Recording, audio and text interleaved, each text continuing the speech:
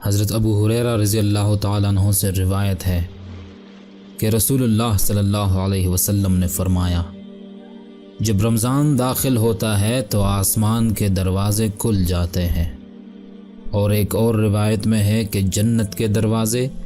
اور ایک اور روایت میں ہے کہ رحمت کے دروازے کھل جاتے ہیں،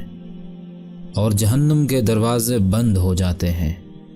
اور شیاطین پابند سلاسل کر دیے جاتے ہیں۔ اور ایک روایت میں ہے کہ رسول اکرم صلی اللہ علیہ وسلم نے ارشاد فرمایا،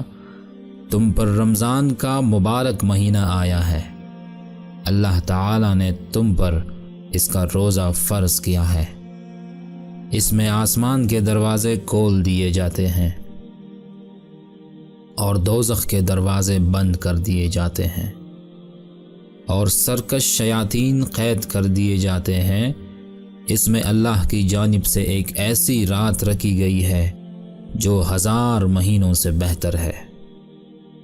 جو شخص اس کی خیر سے محروم رہا وہ محروم ہی رہا۔